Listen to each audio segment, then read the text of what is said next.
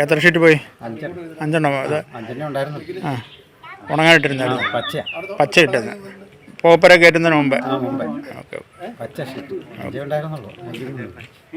പായം ചീങ്ങാക്കുണ്ടം മേഖലയിൽ rubber sheet മോഷണം വ്യാപകമാകുന്നതായി പരാതി. അർദ്ധരാത്രിക്ക് ശേഷം സ്കൂട്ടിയിലെത്തുന്ന മോഷ്ടാവ് മേഖലയിലെ വീടുകളിൽ ഉണങ്ങാൻ സൂക്ഷിക്കുന്ന റബ്ബർ ഷീറ്റുകളും ഒട്ടുപാലും മോഷ്ടിക്കുന്നത് പതിവാകുന്നു. കഴിഞ്ഞ മാസം 23-നായിരുന്നു ആദ്യ മോഷണം. പ്ലാത്തോട്ടത്തിൽ ടോമിയുടെ 15 കിലോയോളം ഒട്ടുപാലാണ് ആദ്യം മോഷ്ടിച്ചത്. അന്ന് തന്നെ ചീങ്ങാക്കുണ്ടത്തെ സുനിലിന്റെ വീട്ടിൽ നിന്നും 50ഓളം ഷീറ്റ് മോഷണം പോയി. 26-ന് പുല്ലം കന്നപ്പള്ളി അച്ചാമ്മയുടെ 45ഓളം ഷീറ്റും ഇലവുങ്കൽ ബേബിയുടെ 10 ഷീറ്റുകളും മോഷണം പോയി. ഇതിനിടയിൽ ഇവർ ഇരിട്ടി പോലീസിൽ പരാതിയും നൽകി. തുടർച്ചയായി പോലീസ് പെട്രോളിംഗ് ഉൾപ്പെടെ നടത്തിയതോടെ കുറച്ചു ദിവസത്തേക്ക് മോഷ്ടാവിന്റെ സാന്നിധ്യം അറിഞ്ഞിരുന്നില്ല. കഴിഞ്ഞ ദിവസം വീണ്ടും പുല്ലാം കന്നാപ്പള്ളിയിൽ മാമച്ചന്റെ വീട്ടിൽ നിന്നും 4 ഷീറ്റുകൾ മോഷണം പോയി. കഴിഞ്ഞ ദിവസം കളമുണ്ട മേക്കാട്ട് ബിജു, ഞർലക്കുളം കുഞ്ഞ് എന്നിവരുടെ വീട്ടുമുറ്റത്ത് വരെ മോഷ്ടാവെത്തി. ആളുകൾ എണീറ്റ് ലൈറ്റ് ഇട്ടതോടെ മോഷ്ടാവ് സ്കൂട്ടിയിൽ കയറി രക്ഷപ്പെട്ടു.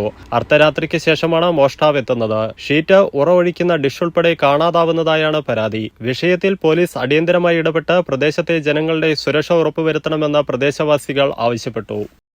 നിങ്ങളൊരു നഴ്സാണോ എങ്കിൽ ജർമ്മനിയിൽ പോകുവാൻ എന്തിന് ലക്ഷങ്ങൾ മുടക്കണം? അതും വിജയം വരെ സൗജന്യ ജർമ്മൻ ഭാഷാ പരിശീലനം യൂറോലീഗ് നൽകുമ്പോൾ. Free education, free paper work, free placement assistance. ഇനി സൗജന്യമായി ജർമ്മൻ ഭാഷ പഠിക്കാം, സൗജന്യമായി ജർമ്മനിയിലേക്ക് പറക്കാം. Euroleague immigration consultancy, Kannur, Thrissur and Kollam.